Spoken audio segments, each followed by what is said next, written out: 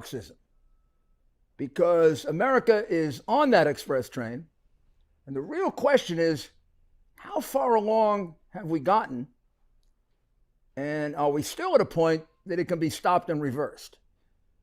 It's a very important assessment to make, because over the next year, as we go to the 2022 midterm elections, the Democrats are going to try very, very hard to get as much of this through as possible, because right now it looks like they're going to lose control, certainly of the House, which would make it impossible for them to get much done on the express train, except by illegal executive orders.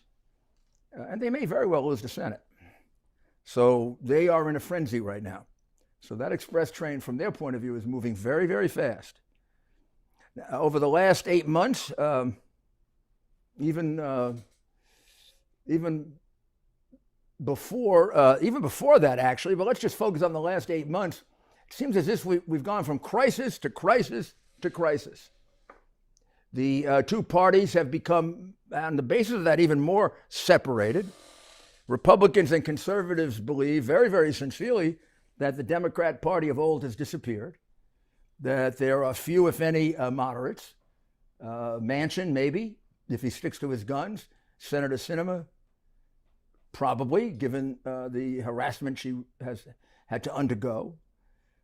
And that's about it. And that the left wing of their party has basically taken over completely and sets the agenda, which is either accepted by all or they just run over everyone because they're intimidated by them. But in any event, there's no question that things that were unthinkable 20 years ago and are blatantly Marxist are now being proposed and discussed and advocated by Democrats. Free college education, well, they get into the stage of free 2-year college education. Expanding, again, Obamacare to the point of we're just about out, socialized medicine. Giveaway programs of vast magnitudes. Now, Democrats, on the other hand, believe that Republicans have gone so far right, particularly those Republicans who support Donald J. Trump. Oh, my goodness. That there's something wrong with them, that they're deplorables, that they're insurrectionists, that they're treasonous, that they're deranged, except there are, 70, 80 million of them. And it seems to be growing. The last poll had Trump beating Biden by 51-41. That's like a majority of Americans are deranged, deplorable, below the standards of the Democrat elite. And it justifies their attacking them. Not just attacking them, but trying to make sure they can't make a living, destroying their reputations, canceling them. And again, look what they did to the senator just the other day, pursuing her into a ladies' room. Oh, I'm not sure I could say ladies' room. Would you all communicate with me, particularly those who are friends? Let me know, is that still an acceptable term? I still see they do say women, men in all the bathrooms I see so far. I don't see any with question marks. I think eventually we're going to have question marks. But I haven't seen ladies' room much anymore. I kind of like that, ladies' room. I always thought that, like men were completely verboten. They should not be able to go in ladies' rooms. But in any event, these Democrat activists, who I think are being driven by the insanity of the party, pursued the senator into the ladies' room and harassed her and intimidated her. And so, I mean, this is what we look at on the Democrat side. Well, they're saying they're a white supremacist, but I don't know. I haven't seen any of them chasing anybody into a bathroom. But I don't know. Maybe they do their kinds of stuff. But in any event,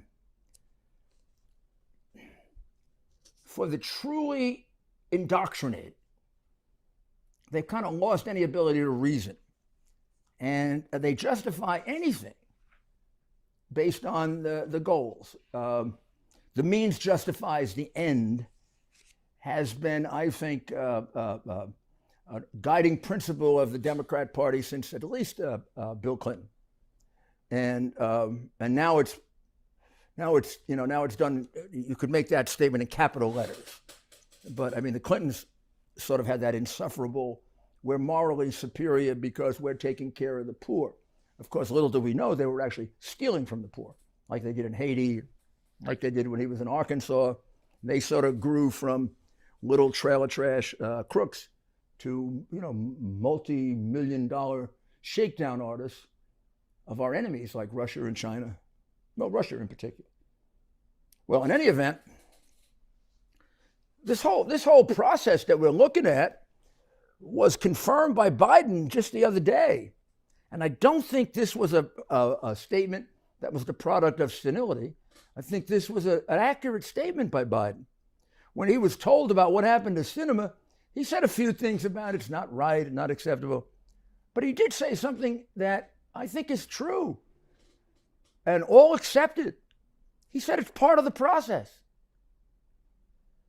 It's part of the process to chase a United States senator into the bathroom and to take pictures of her when she goes into a stall to go to the bathroom? What process is that a part of, Joe? I don't know. That kind of is part of the fascist process.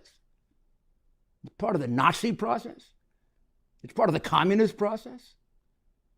I guess it's part of the process of the current Democrat Party, which I guess wants to associate itself with all three of those methods of conducting a government. Because, I mean, since the pandemic, not just you, but all your governors have become petty little dictators. Chasing a female United States senator into the ladies' room and filming her as she goes into the stall to go to the bathroom is part of the process. Well, if that's part of the process, then we reject the process and want to get you out of office. Because that's not a process that I ever learned about from my parents, from school, from my friends, or anything I associated with a free country and a democracy. I kind of associated that with Red China, Soviet Union. Boy, it's starting to look a lot more like that, Joe. Also, Joe, it's part of the process, for crooked Democratic leaders to basically do everything they can to protect their political enterprise, from which many of them get the only power they would ever have. A lot of them are fairly undistinguished and not terribly intelligent human beings who probably wouldn't have gotten recognition any other way but through the corrupt political process. And of course, they end up getting great wealth. I mean, Biden is the perfect example of that. He was the dumbest guy in his law school class. He cheated his way through law school. He plagiarized throughout his entire life. He took about $30 million from countries all over the world. And he's the president. That's part of the process, right? I mean, and that explains why we go from crisis to crisis. Just last month, we had the crisis in Del Rio, Texas, Bidenville. 12, 15, 18,000 Haitians marching all the way up from South America, coming through the border as if it doesn't exist, bringing COVID with them, Joe. COVID. No masks, no vaccines. They've been distributed all throughout America to spread COVID. You're kind of doing it like the Chinese did it. What a phony. You, Fauci. Fauci was asked, do you think the illegals spread COVID? No. They have a different kind of COVID. They have illegal immigrant COVID that is not really contagious. Just like the Black Lives Matter last year would have those rallies and have the masks off. They'd be spitting each other's faces, spitting at other people's faces, but they didn't spread COVID. Let's take a short break. I accomplished a lot in 2020, exposing the truth, establishing the relationship with you, working tirelessly for America. And I came to know the work and value of the people at American Hartford Gold. You see, you buy gold not only for what you know, but you buy gold for what you don't know. American Hartford Gold is the company you can trust when it comes to buying gold. They sell physical gold and silver delivered right to your door or inside of your IRA.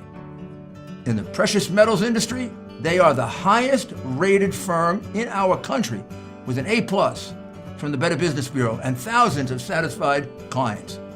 Give them a call and tell them Rudy sent you. And be sure to ask them what I bought. And if you call them right now, they will give you up to $1,500 of free silver on your first order. Folks, nobody wants to be dictated to in a democracy. They want to be persuaded. But they sure don't want to be dictated to by hypocritical, lying creeps.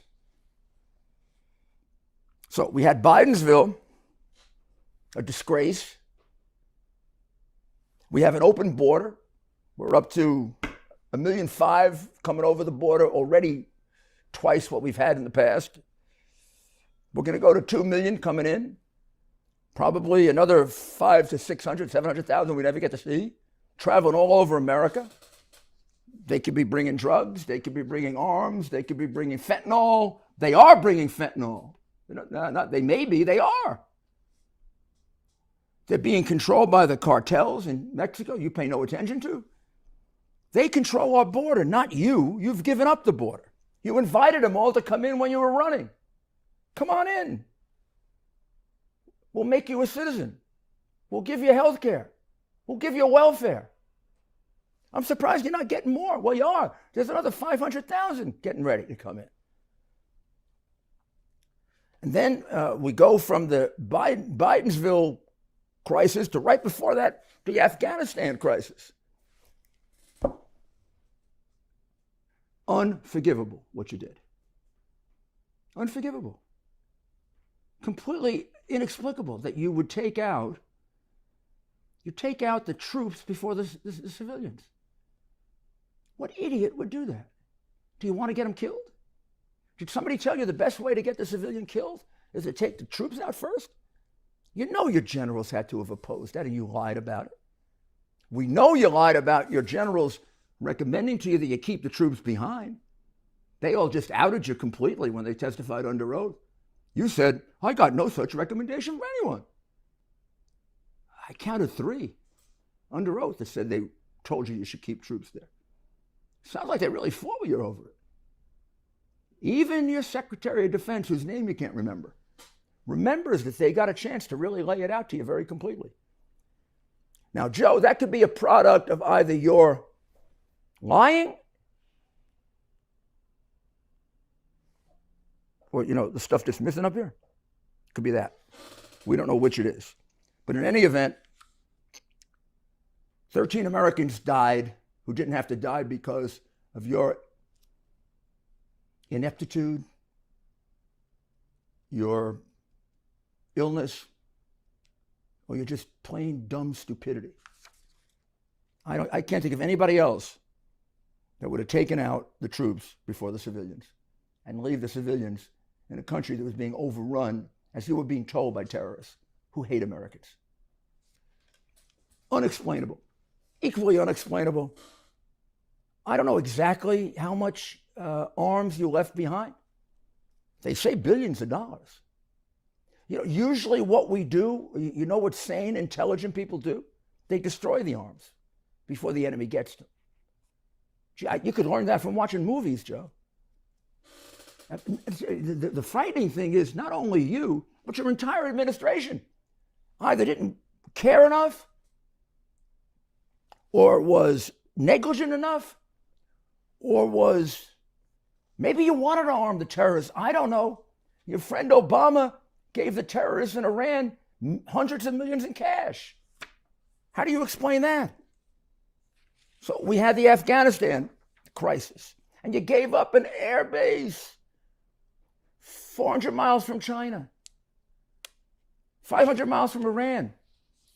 And your general, who doesn't seem to be able to tell the truth, more than for about 3 minutes, General Miley, said it's not strategically important.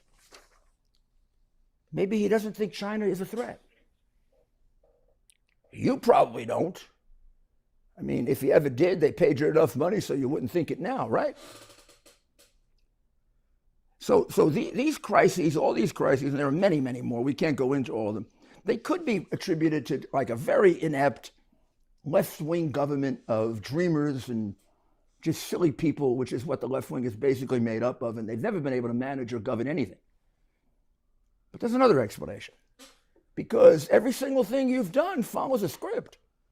It follows a script that was written long before you. I'm sure you never read it. It was written in the 19th century.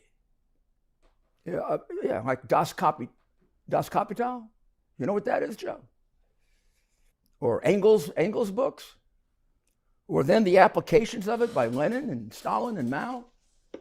You know, you're following every one of the things they outline as the most important things to get accomplished in order to bring about a Marxist government. Everything you're doing is suspiciously similar to what they recommend in their books, their essays, their discussions. It would take a bit of reading to find that out, but you can have somebody do that for you. You're following the program they follow to take over Russia, China, Korea, smaller countries, and turn them into brutal dictatorships. Let's look at some of the steps that you've already taken, and that your left-wing acolytes have already taken on the express train to Marxism.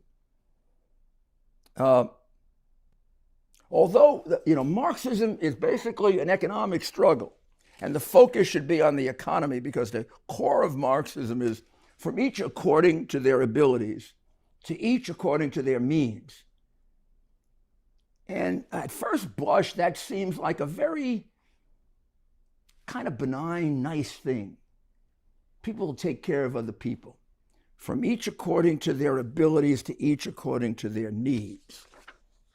But when you analyze it, you realize that that's the poison pill in Marxism when it is played out as socialism or communism or even Nazism. That's the poison pill that destroys it. Because that has led to failure in 26 or 27 countries. The basic principle is a destructive, massively destructive principle. Why?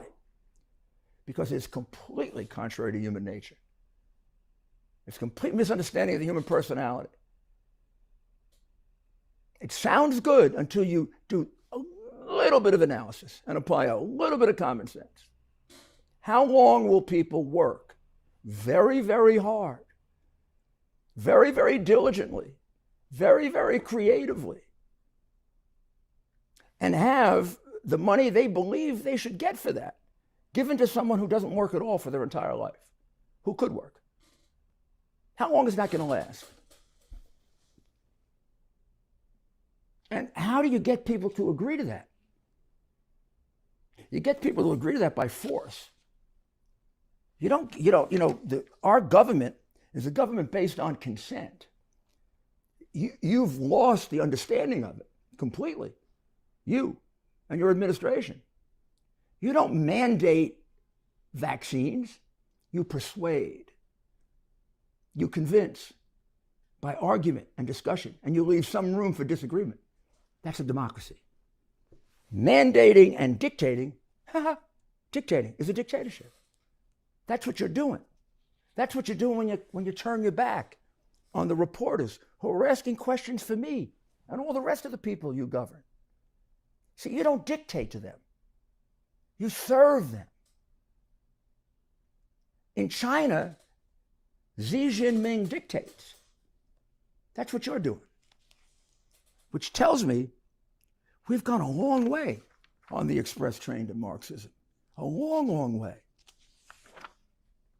I mean, left to their own devices,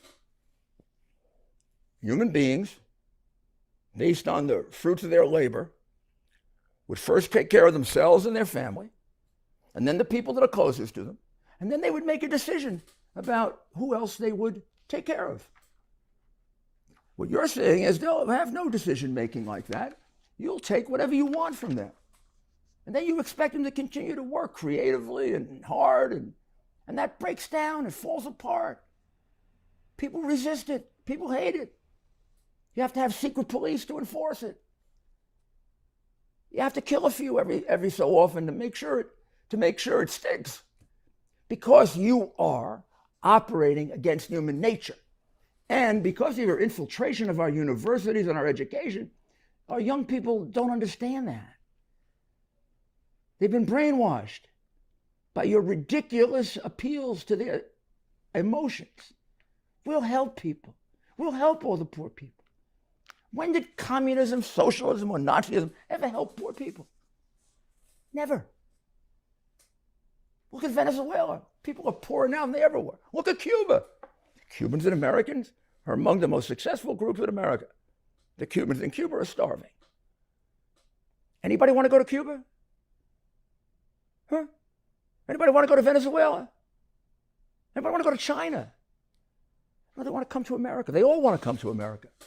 Just the illegal immigration problem should tell you there's something very right about our fundamental form of government and very wrong about the fundamental form of government you want to substitute for our form of government. But in order to get there, the two most important things that have to get done to achieve the communist agenda, you got to get rid of God and you got to get rid of the family. There was nothing that Marx spent more time on than the fact that God was the opiate of the people, that God was an evil concept meant to subjugate us, that God and religion had to be done away with. Well, you've been doing that for a long time on the left, haven't you? Banning school prayer, challenging nativity scenes, challenging displays of religion, not allowing religious groups that oppose abortion to operate their hospitals, not being forced to do things that they consider to be murder, not creating scope for the free exercise of religion. And boy, the pandemic, wow. Well, we'll discuss that when we come back, but this is time to take a short break. Big tech monitors us, censors us, deplatforms us. Conservatives have been helpless to do anything about it until now. On Getter, you can. U.S. Army Major Scott Smiley paid a high price serving our nation. Scott was leading his platoon in Iraq when a blast sent shrapnel through his eyes, leaving him blind and temporarily paralyzed. Scott would become the first blind active duty military officer before medically retiring years later. Thanks to friends like you, the Tunnel to Towers Foundation gave Scott and his family a mortgage-free, specially adapted smart home. Show your support for America's heroes now. Donate $11 a month to Tunnel to Towers at t2t.org.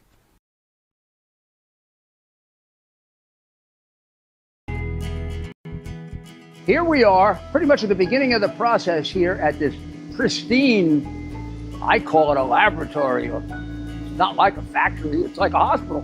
This is the beginning of the process for roasting. Deep grain, very good quality. Most people don't use this quality.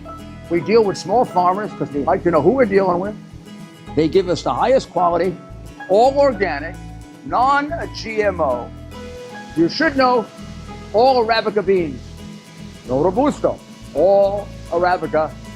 They're going to go into the roaster and it'll get roasted for about 20 minutes or so.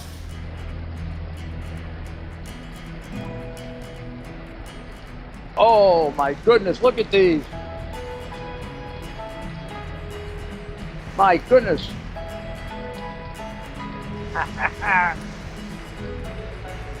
You're going to want to specially order these.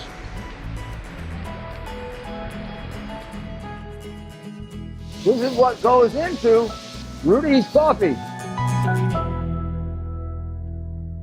Are you ready for some action? I'm ready for action. Get the Elite TV plan only through the portal. 218 channels, and it's only $69.95 a month. Wow. Including your free portal. That's cheaper than everyone else. Your favorite sports, movies, news, Wow. even daytime dramas. We're talking about ESPN, OAN, Newsmax, channels you can't get anymore in certain areas. Compared to the competition, this is a way better deal. Endless selection. Not to mention all the free music channels. There's over 700 premium and classic movies all ready to go. Wow. Plus, they got catch-up TV that allows you to go back and watch what you've missed or want to watch again. Cut your cable in half and get twice as much for free. Way more channels for half the cost. After the first year, the subscription then drops to $57.95 monthly, Wow. where you change or upgrade anytime. Go to QUXNow.com and get yours today. Use promo code RUDY. Act fast. These deals are selling out.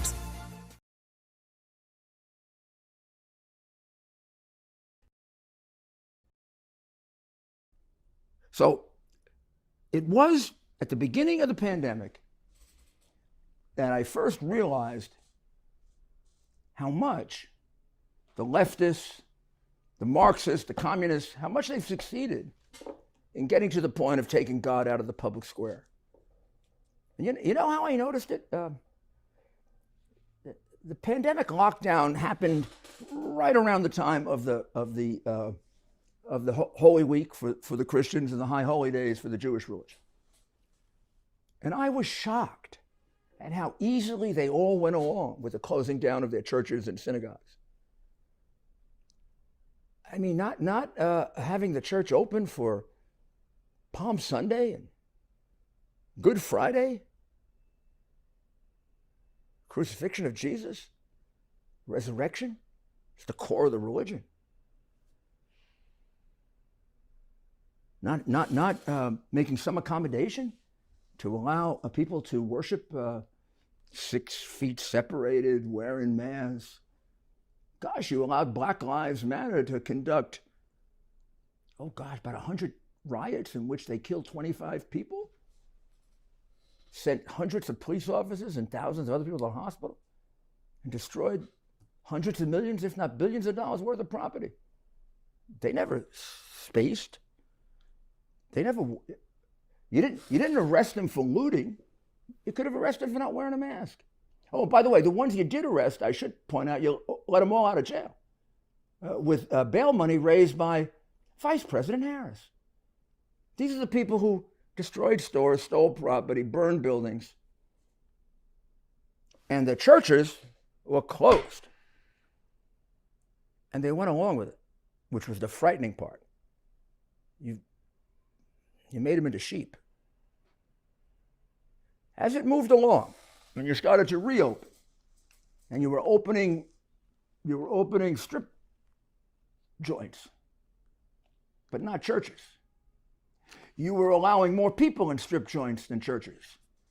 It started to occur they should challenge you, and a number of your governors were found to have violated the First Amendment of the Constitution of the United States, not covered by the media.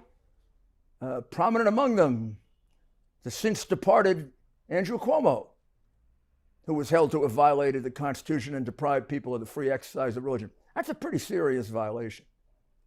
Along with the freedom of speech, it's the 2 core principles in the First Amendment to the Constitution. And you just ran all over it. I think the religious groups have learned their lesson and have seen how far you've gone in, number 1, taking God out of America, and number 2, just ignoring and trashing that part of the Constitution that says that you have a protected right in the free exercise of religion. They just emphasize the Establishment Clause, but not the Free Exercise Clause, in order to trash your rights and get God out. Because if you allow God, there's then a higher authority than fascism, socialism, communism, Marxism. And the minute there's a higher authority, nobody's going to go along with their dictates and mandates and rules that are contrary to human nature. Because the belief in God, particularly in America, is that those rights that we have, the rights you're trashing, The rights are taken away. We don't get it from you. We get it from God. So it builds up the courage and the strength to fight for those rights and not be a bunch of sheep. You take God out, yeah, then the state is supreme.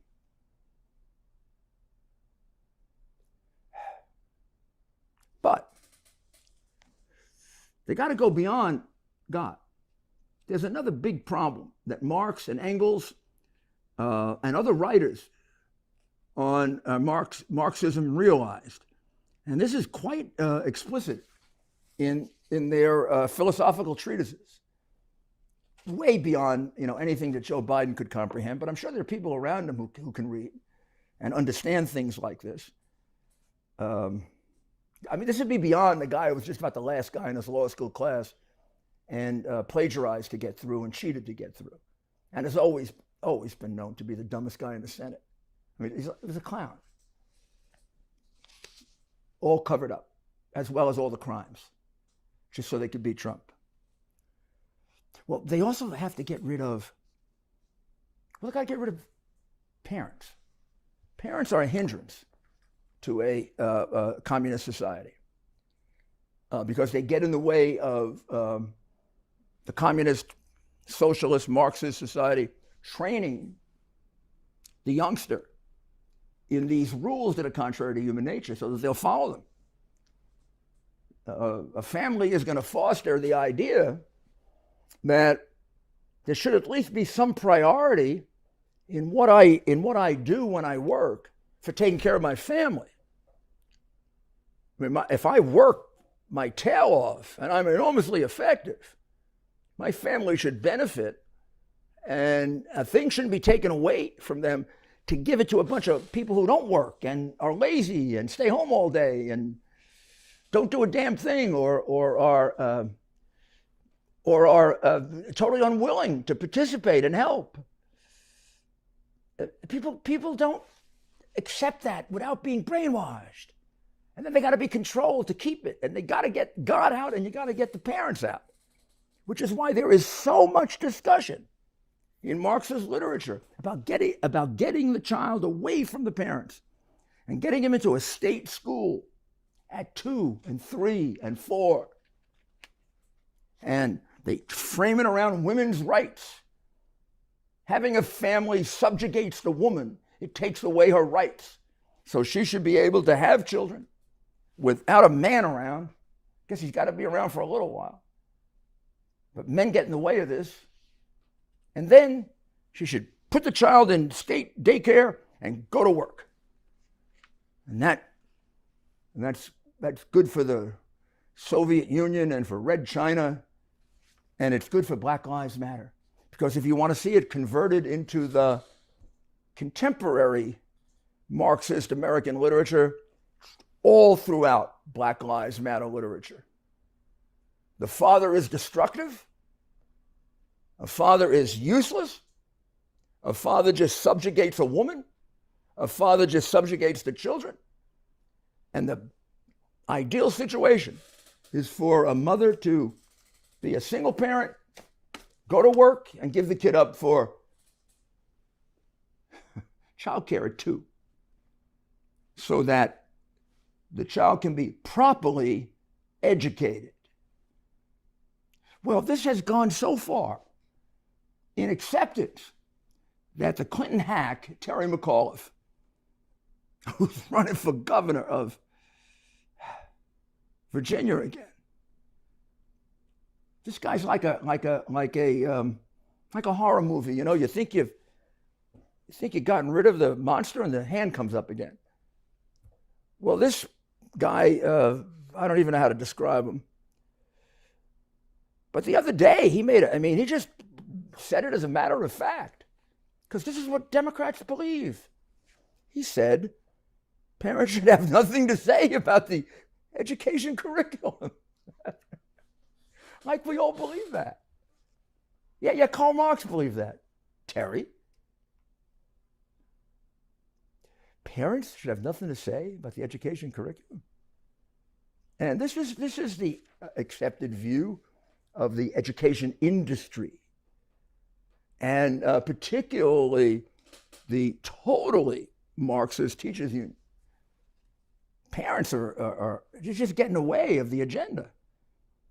I mean, we've got to teach them critical race theory. We got to teach them that white people are all racist and horrible and terrible.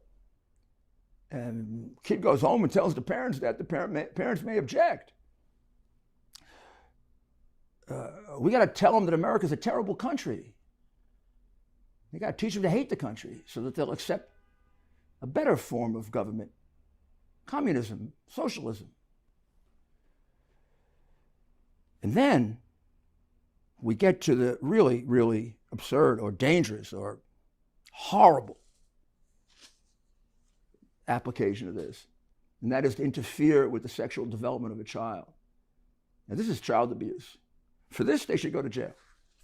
And that is getting children to doubt their gender, to ask them basically to hold off deciding whether they're a girl or a boy, and then even going so far as to recommend and help them get hormones without consulting the parents.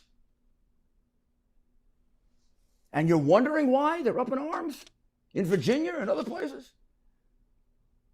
And how is it greeted by the Biden administration? It's greeted by the Biden administration like we're East Germany or the Soviet Union or present China. He's asked the Justice Department to investigate the parents for violating something. Well, first of all, they're not violating anything. They're just trying to protect their children.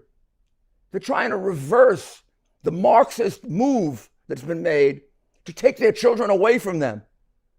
So that a guy like Terry McAuliffe, your pal, who's raised all kinds of money in all kinds of ways, so he can say, just as a matter of fact, parents should have nothing to do with curriculum. Who the hell is he to say that?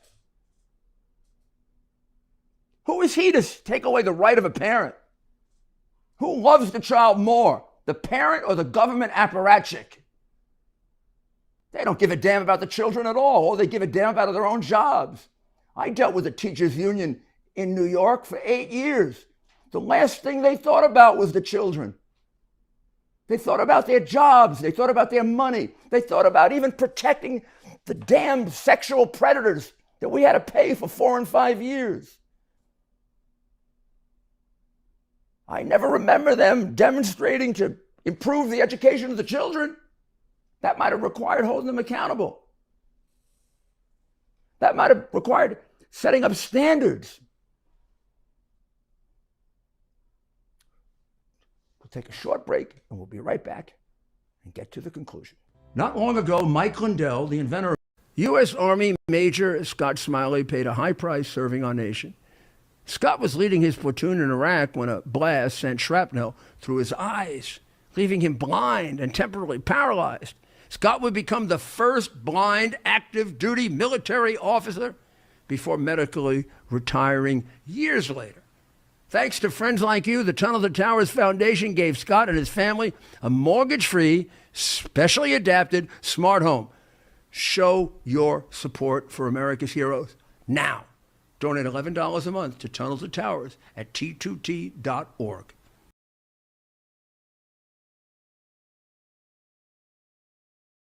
Very much for coming back.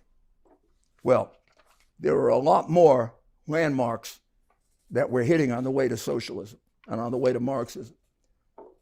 Suffice it to say, we'll cover that in future podcasts and we'll keep track of it.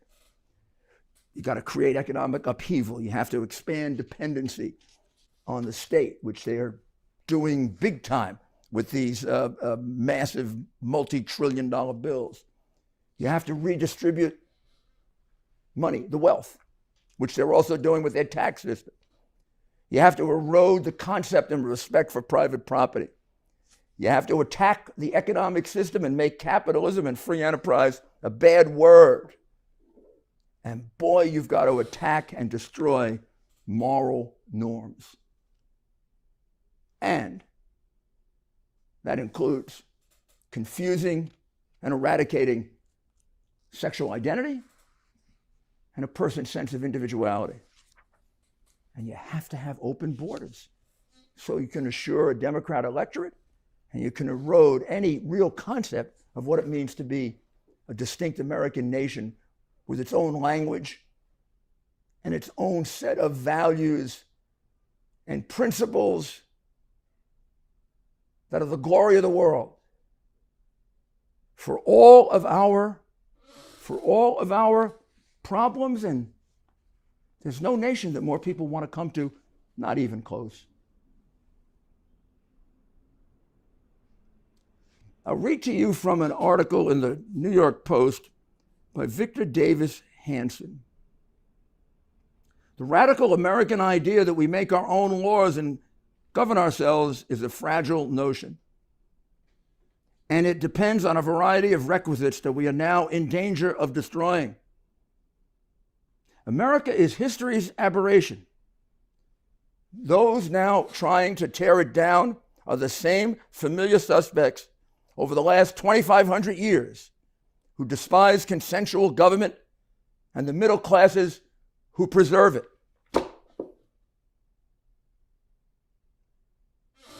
Mandates, dictates, totally contrary to consensual government. That's government by command. And don't the elites look down on the middle class? Aren't they the deplorables? I mean, it's 55% of the population. Victor Davis Hanson describes it brilliantly. I highly recommend the article. You can see it all underlined here in the New York Post, October 5, 2021. It's quite concise and one of the more beautiful descriptions of the uniqueness of this great country that we could lose if we don't fight for it. No more sheep, huh? That's why we got to stay together. That's why I want you to alert me at rudyscommonsense.com to anything you see where our rights are being eroded. Because we're going to keep emphasizing it, and I'm going to keep working on, like we did today, getting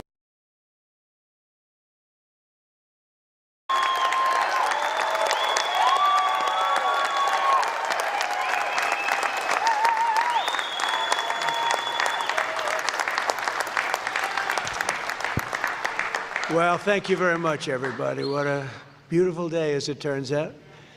It's just perfect. We'd rather have this than the heat. It's just beautiful. It's always beautiful being here. My 5th time, and it never changes. Vice President Vance, Secretary Hegseth, Chairman Kaine, members of the Cabinet, members of the United States Armed Forces, veterans, and fellow citizens. Today, here at Arlington, a very special place that held burial grounds, battlefields across the country. And around the world, we unite in solemn observance. With reverent hearts, we honor those who fell so that our republic might stand, those who died so that our nation could live, those who gave up their sacred light on earth so that the sublime light of American freedom would shine forever and ever. This Memorial Day, we salute them, we exalt them, and we thank them for all that we have and for all that they gave. They gave everything. God bless our fallen heroes. We're joined today by some of those they left behind, our incredible Gold Star families, incredible people.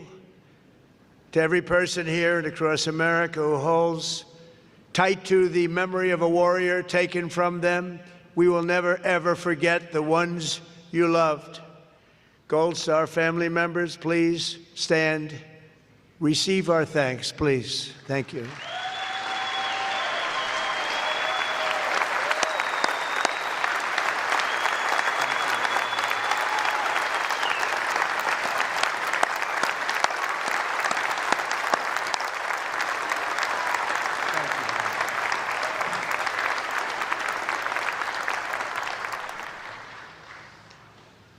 Thank you very much.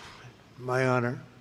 Less than 6 weeks from now, our nation will reach a historic milestone, 250 years of majestic American independence, something.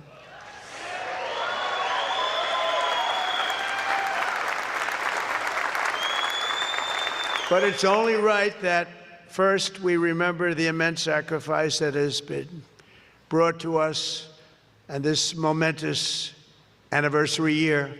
That's what it is. It's a momentous year. Before we hail the founding, we honor the fallen. Before we celebrate the triumph, we pay the tribute. Before we crown the victory, we count the cost. Today we are reminded that there could be no 4th of July without America's armed forces, and there could be no Independence Day without Memorial Day. We owe our liberty, our self-government, the glories of our history, and our very nation itself to the generations who paid for it with everything they had, the ultimate sacrifice. The first Americans to give their lives in battle fell on April 1775, when 8 patriots were cut down by redcoats. Those guns, they were shot on Lexington Green. They had answered the call to muster against a force 5 times their strength. They said at the time, the greatest in the world, in defense of their cherished rights and their cherished liberty. As the British approached Massachusetts, militiamen summoned destiny itself, saying, if they mean to have a war, let it begin right here.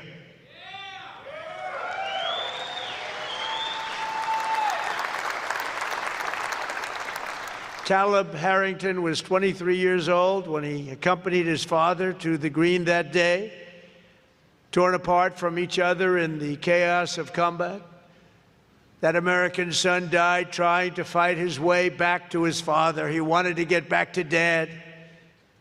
Caleb's cousin Jonathan was struck down at age 31, shot within the sight of his home, and his young wife and child who awaited his return. Jonathan crawled, bleeding, back to them to die on his own doorstep for a final, terrible but beautiful farewell.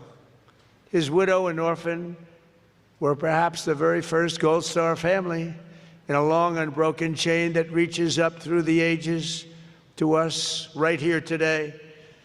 When our founding fathers put the ideas of the Declaration of Independence to paper in Philadelphia, they signed and sealed an oath that had already been written in blood by patriots at Lexington, Concord, and Bunker Hill. Their sacrifice birthed the most incredible and exceptional nation in all of history. And our nation is doing better today than it's ever done before. Right?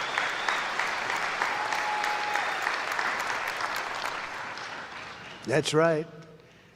The cause of independence exploded from that part of the American soul that will not be tamed, that will never be conquered, that will rather face death than to live as slaves to the arbitrary will of another.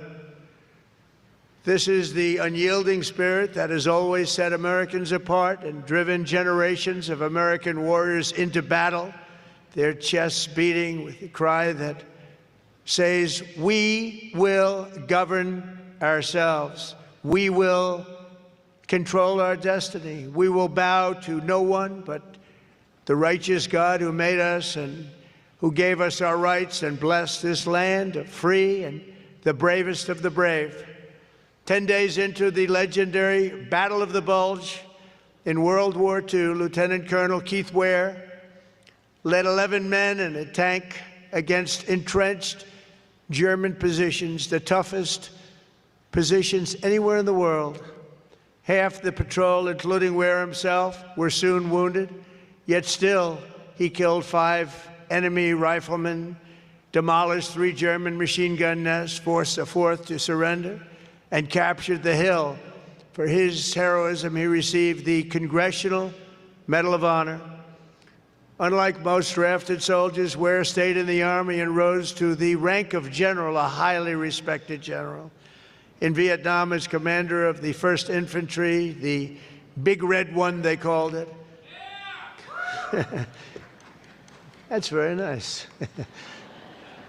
He led from the front, and in 1968, that's where he was shot down, surveying enemy positions for the famous assault on Hill 222.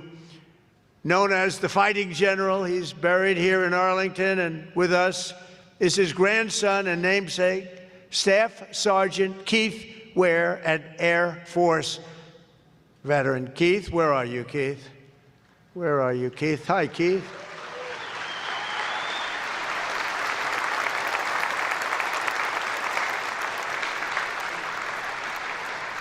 Thank you very much. Great honor.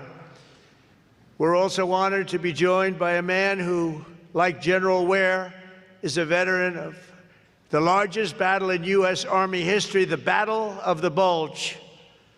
At 15, Harry Miller lied about his age to enlist and was soon fighting to stop the SS Panzer divisions as part of the famed 740th Tank Battalion, the Daredevils they were called, of which he is among the last surviving members at 97 years old. Within 6 months after the battle, Harry's unit lost 42 comrades. He's remembering them today. Sergeant Miller, it is a true honor to have you with us. Sergeant Miller.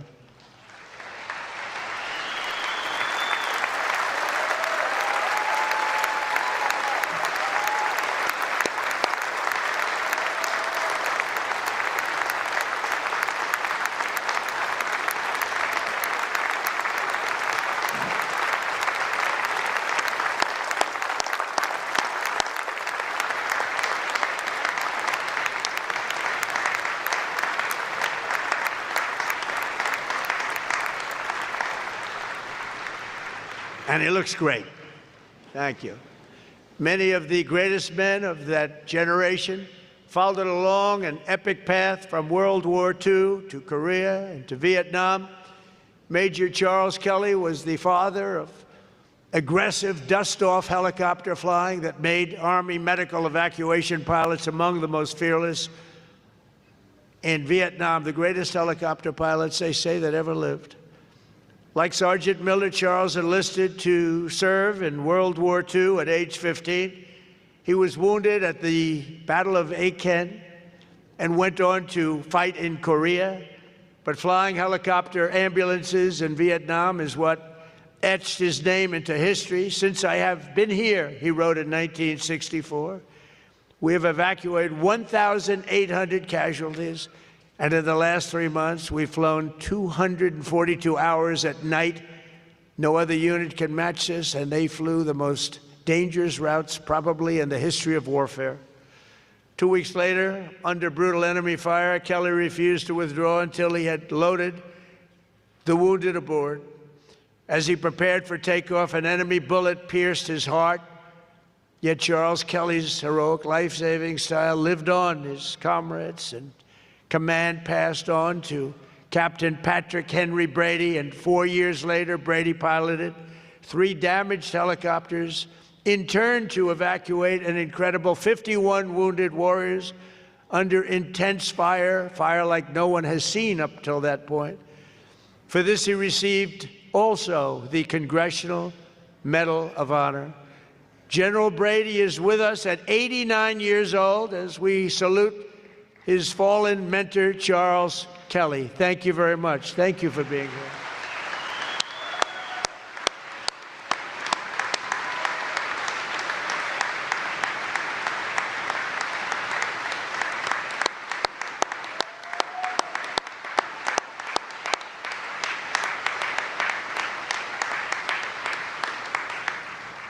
Thank you very much. Sergeant First Class Matthew McClintock enlisted in the Army in 2006 and became a very special Green Beret. In 2016, he found himself in an hours-long firefight with Afghan terrorists. When a comrade was severely wounded, Matthew wanted to find a landing zone for a medevac rescue. Very dangerous, horrible way to be flying. He was reminded on the dangers, but Matthew replied, "We have to save him. We have to do it." Running out in the face of mortars and rocket-propelled grenades, he went to work, but was soon gravely wounded. He was hit from every possible angle. Matthew fell that day, but the soldier he gave his life to save survived and thrived, and Matthew was awarded the Silver Star. We're deeply honored to be joined by Matthew's mother, Joyce, his widow, Allie, and his precious young son, Declan, here to remember Matthew at his grave in Section 60, 10 years later. So Joyce and Allie and Declan, we salute Sergeant Matthew McClintock as an American hero, please. Thank you.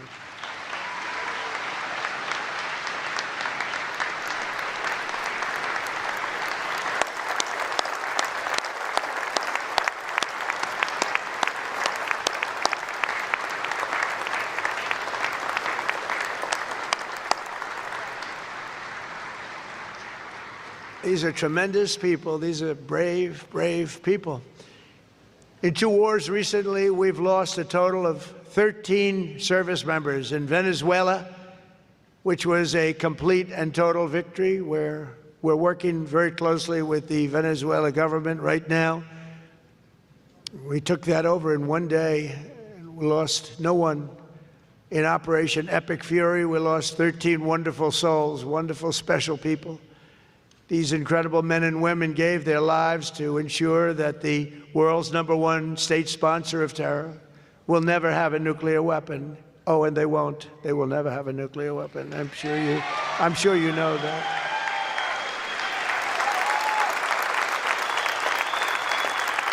One of them was Major Ariana Savino Lindsay, and we're joined by her great family, Omira, Darren, Zevin, and Wick. Stand up, please. Please. There he is. There he is. Thank you very much. Thank you, Vic.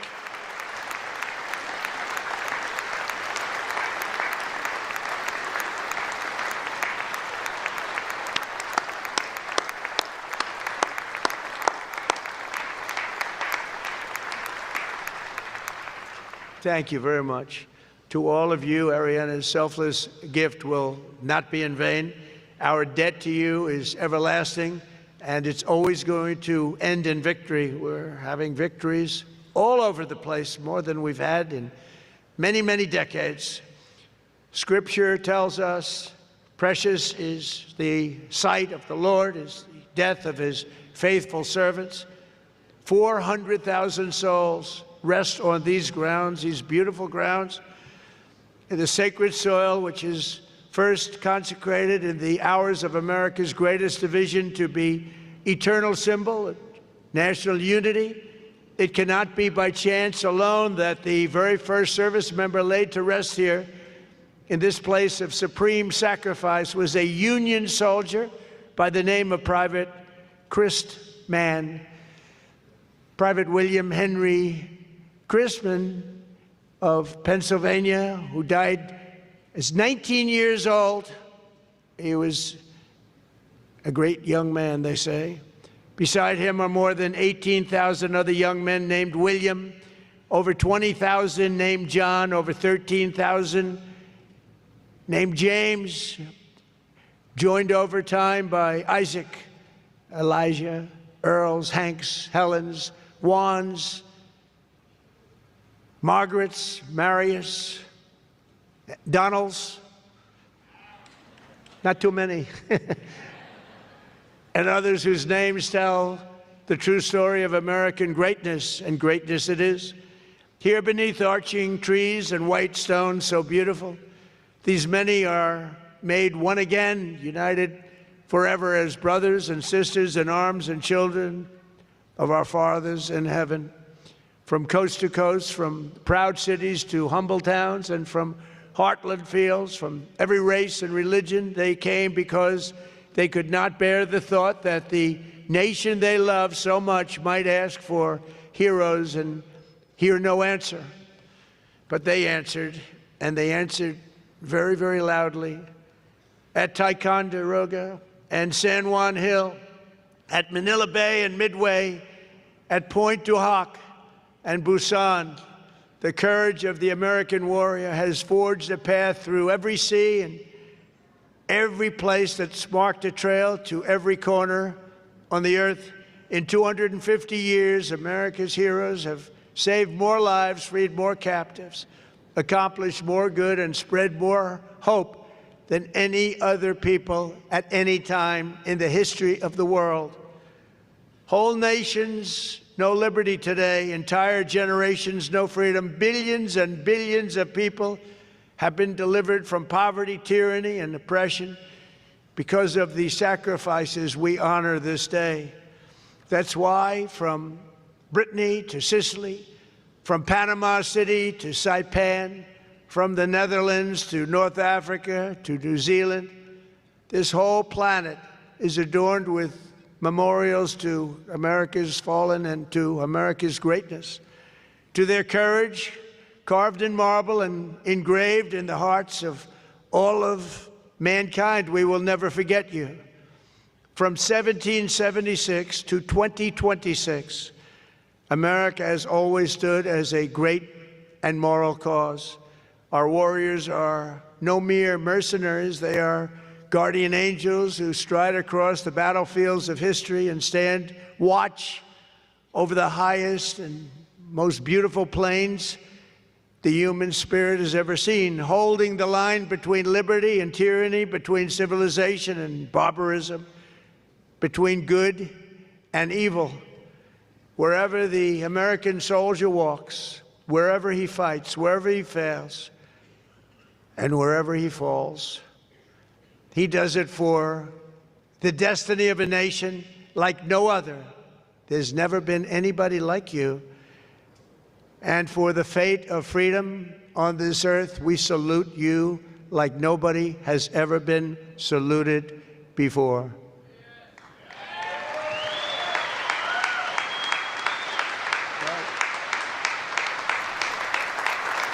By their deaths, those who have gone before us in battle have redeemed the promise of our founding for each future generation.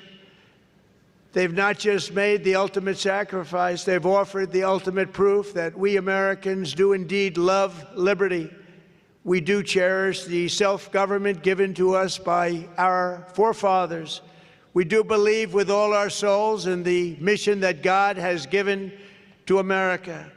And we do intend with all our strength and heart to hold high the torch our heroes handed to us, and we will never, ever let it fall. Thank you very much. You are special, special people. We love you all. God bless the families of the fallen. God bless the men and women who serve.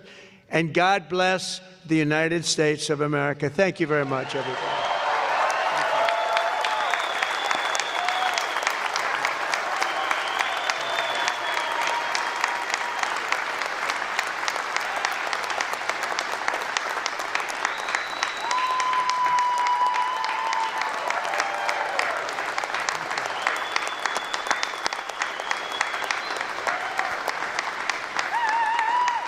Ladies and gentlemen, please remain standing for the playing of taps and the benediction.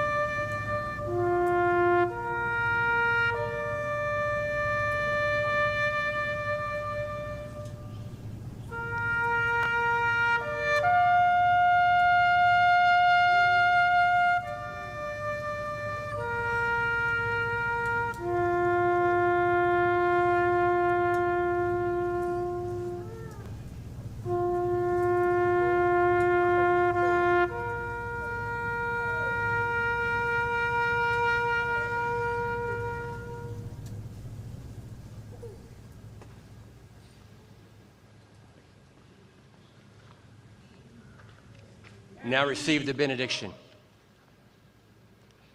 God of all creation, we pray you bless our nation, our leaders, and those who make decisions over us with wisdom, unity, and grace toward all. Now may the God of peace, who provides freedom to gather, equip us and guide us as we leave this place. May we carry the burden of the brave who paid the ultimate sacrifice by honoring their legacy through our pursuit of justice and compassion. In your strong name I pray, amen.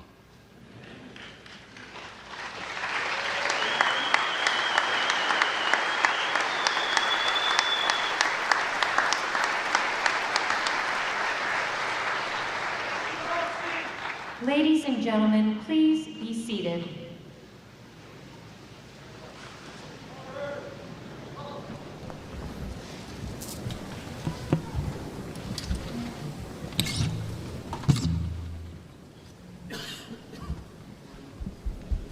Please welcome back Craig Morgan and the United States Army Band performing Paradise.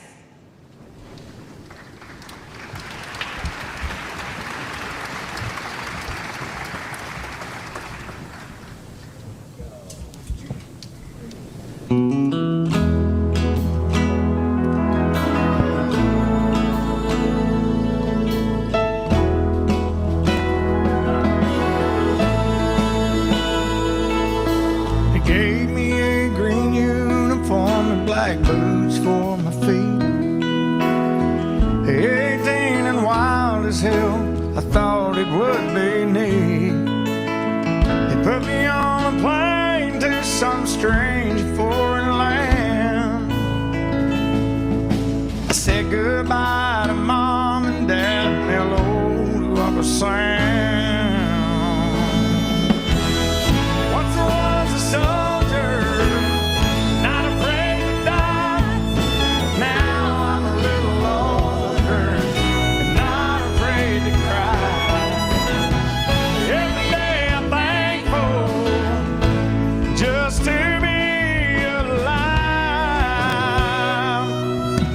you've been where I've been, any kind of life is paradise.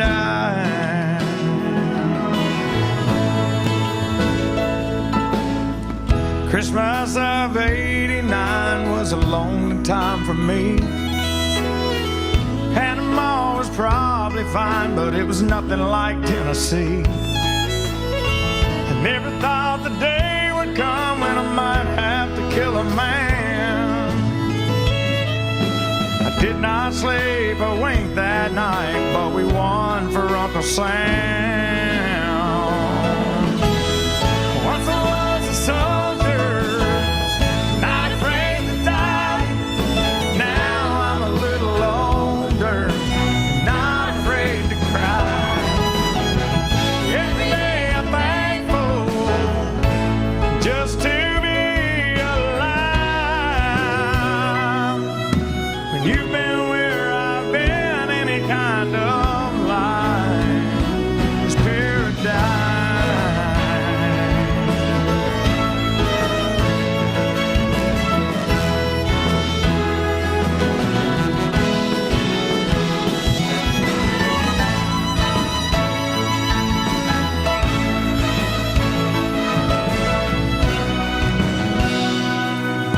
When you've been where I've been, any kind of life is paradise.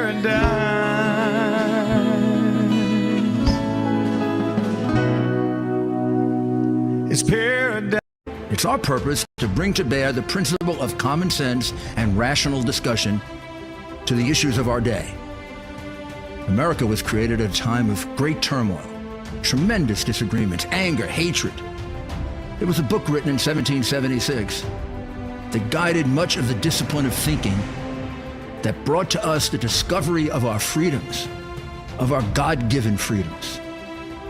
It was Thomas Paine's Common Sense, written in 1776, one of the first American bestsellers, in which Thomas Paine explained, by rational principles, the reason why these small colonies felt the necessity to separate from the Kingdom of Great Britain and the King of England. He explained their inherent desire for liberty, for freedom, freedom of religion, freedom of speech, the ability to select the people who govern them. And he explained it in ways that were understandable to all the people, not just the elite. Because the desire for freedom is universal. The desire for freedom adheres in the human mind, and it is part of the human soul. This is exactly the time we should consult our history. Look at what we've done in the past and see if we can't use it to help us now. We understand that our founders created the greatest country in the history of the world, the greatest democracy, the freest country, a country that has taken more people out of poverty than any country ever. All of us are so fortunate to be Americans. But a great deal of the reason for America's constant ability to self-improve is because we're able to reason, we're able to talk, we're able to analyze. We are able to apply our God-given common sense. So let's do it. Every day I'm thankful just to be alive. When you've been where I've been, any kind of life is paradise.